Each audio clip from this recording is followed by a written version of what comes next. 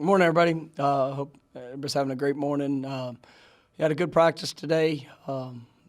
Physical day. We got a full workload. I thought it was probably the best day that the offense has had collectively. Really proud of the response that they showed. Was able to, do some good things. See the continued growth. I mean, they're accepting the challenge.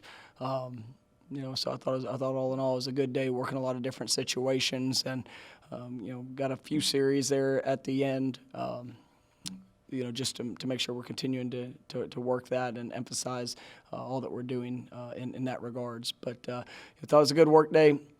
When we're gonna have another pretty physical, full out practice tomorrow. So like I mentioned earlier in the week, Thursday will be our off day. So got to have another good day and continue to build upon the positive habits. First question will be Brandon Seminoles from Knowles 247. Mike, I saw last night that was going to be Sheffield and White Record based on scholarship. I'm curious to what your thoughts on how that process went and see what it was like to actually know what to do. I got to visit with both those guys. You met with them individually. Obviously, like what I'm seeing from for them and their development, and I do believe they're both going to put themselves in a position to help this football team this year. We had a couple of open spots. There's some guys that are right there, with probably this, near the same production, but for whatever circumstance or reason, don't have the opportunity to put more guys on. But I think those guys have invested a lot into the program. I usually handle that individually in most cases.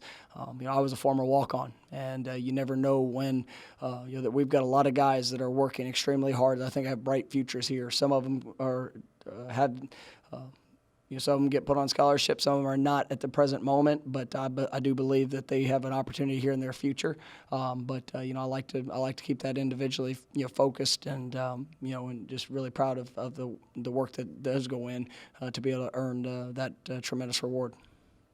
Next will be Kurt Weiler from Tallahassee Democrat.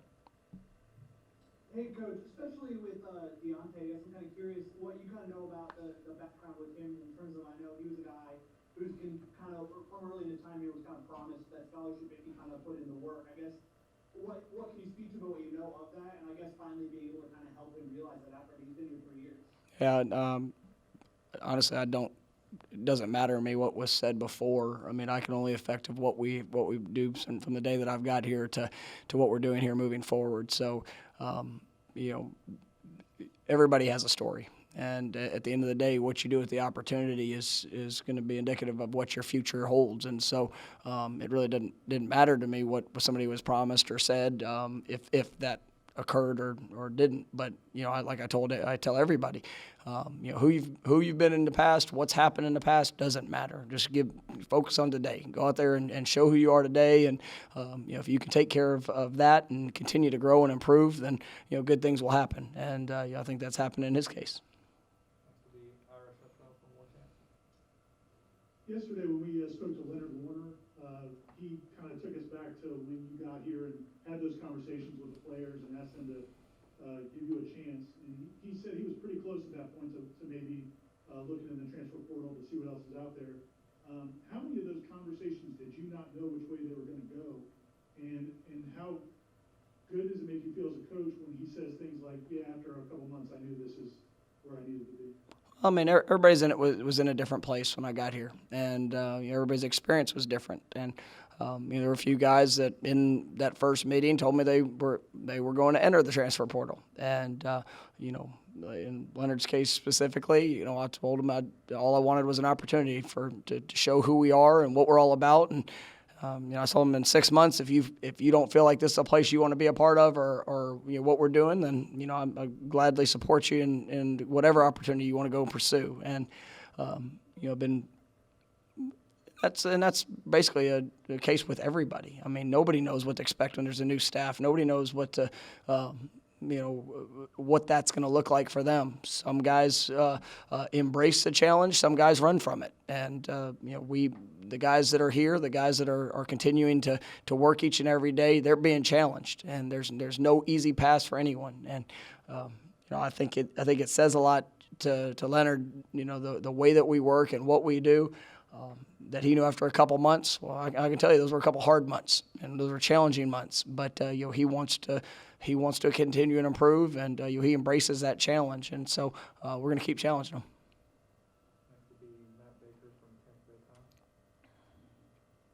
Hey, Mike, through a couple weeks now, what kind of progress have you seen from the running backs and the run game as a whole? Yeah, I'm excited about that group. I tell you, I think whenever you talk about the run game, there's so many pieces that go into it. The O-line, the tight ends, the other backs, lead backs, quarterbacks' decisions. Really seeing some growth. There were some plays from the scrimmage that kind of jumped out to me. These last couple of days, I'm seeing guys take some ownership. I think Alex is doing a really nice job with the guys up front. Coach Thompson, Coach Yak with the backs. It's a very competitive group. Jay Sean, obviously has a good amount of experience. LaDamian Webb is an explosive back. I tell you, Lawrence Telefili has been remarkable this last week. You can tell that he is really kind of gaining some confidence in what we're asking him to do. Has had explosive runs, I think, just about every day. He's done something good with the ball in his hands, and now we're just continuing to help develop him with how to play without the ball in his hands. And he's starting to embrace that and gaining confidence in what we're asking him to do. But Ja'Kai Douglas is really doing a nice job. Obviously Sheffield, got with experience. So Corey Wren. I'll go through all those guys. They've all had their moments, but I feel very confident in what that group's going to be able to do, and how they're going to continue to grow. Next will be Aslan Huzzabandy from War Chant. With Jordan missing the scrimmage, Chuma being out for a while, I'm sure Tate's pushing James, but have you seen the way the competition's kind of willed itself down? Has that affected James at all? I think those guys are pushing to get better every day, and I don't. Competition is always within yourself, and at the end of the day, I think Tate's really grown. I mean, for a freshman that's you've been here since January. I like what I'm seeing from him. James, we're pushing and doing everything in our power to help challenge him to be the best he can be, and he likes that. He's somebody that embraces the coaching. He wants to get better. Always has good questions. A guy that's you watch the effort of what he's putting into the practice field. You watch the effort he's putting in the meeting room. I'm excited about it. Jordan, Chuba. All those guys we're all learning, and I think that's a very quality group. But the competition every day, you're going to go out and be better than you were the day before. Or you're not, and there's one standard, one expectation, and I think those guys are working hard to match that.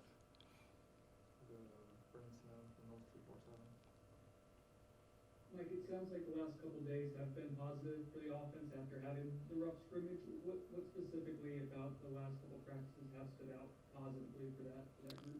Yeah, I think they took Sunday was a good teaching day. We had a couple-hour meeting. You were able to point out some of the good, some of the bad, but understanding the importance of details, and that will not change. Here in preseason camp compared to week 10 in the season, it's always going to be the same. But whenever you have guys that are embracing that, accepting the challenge to get better, I think confidence is coming along with each play that we're able to run. There's mistakes that are made that nobody's gonna go out there and play a perfect game or have a perfect practice. But if you're engaged and willing to learn from the mistakes you make, you have an opportunity to improve, and that's the biggest thing that I'm seeing from those guys. And it's every play they're getting coached, and I really like the response that they've had since Saturday. And but it's still going to come down to tomorrow. What are they willing to do the rest of the day? And we get an opportunity to step on the field tomorrow. They got to go get better. Go back to Ira from War Chant. Just looking at the stats from your previous seasons as a head coach, you've kind of gone both ways. You've had sometimes when your running backs have kind of split carries, and sometimes, I guess, maybe because of necessity, you've gone more of a feature back.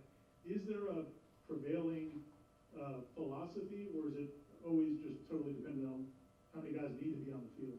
Yeah, I mean, I've said it, a few times. I mean, just in, we view this offense as an offense that's built for playmakers. And so we want to showcase the best of what guys can do. And if we have multiple playmakers at that position, then, it's our job and our responsibility to put those guys in the best position to help this football team win.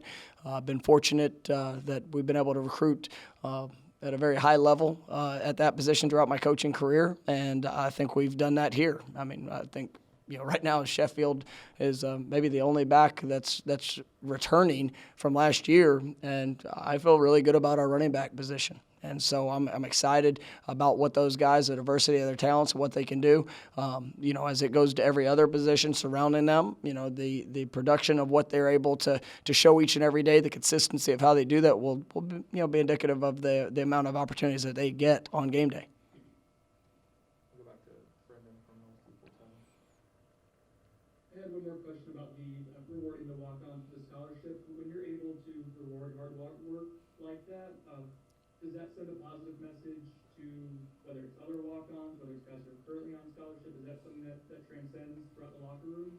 I think so. There hasn't been a year since I've been a head coach that I haven't been able to reward a walk-on with a scholarship.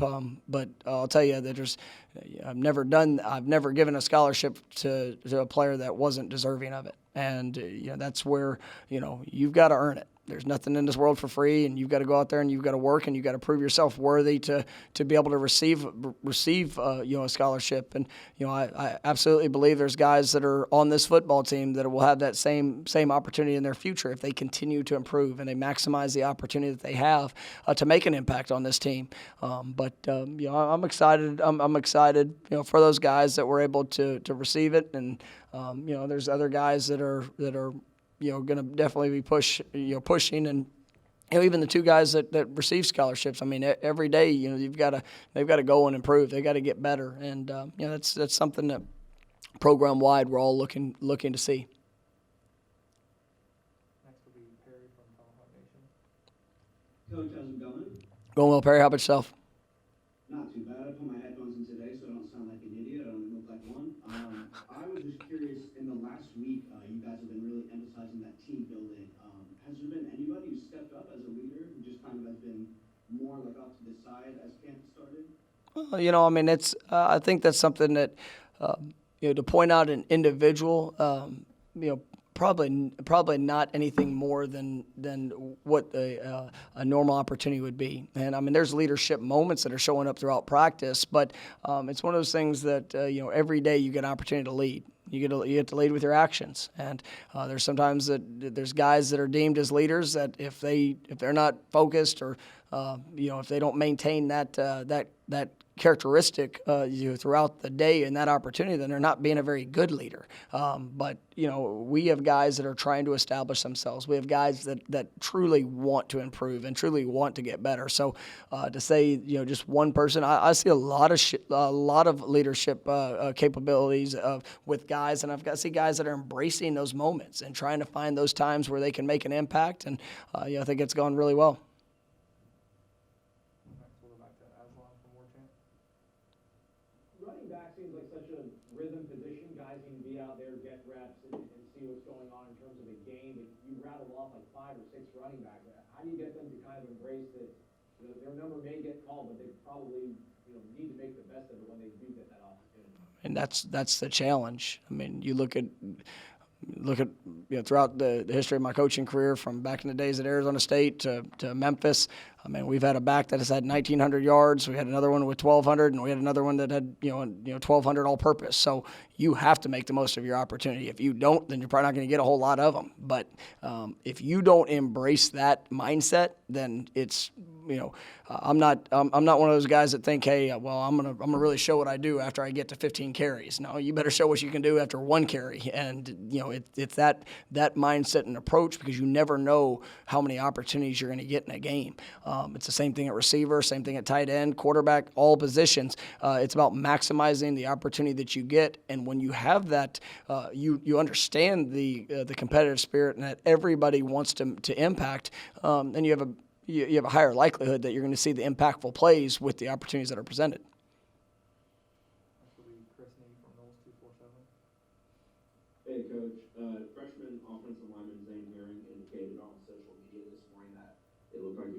shoulder surgery.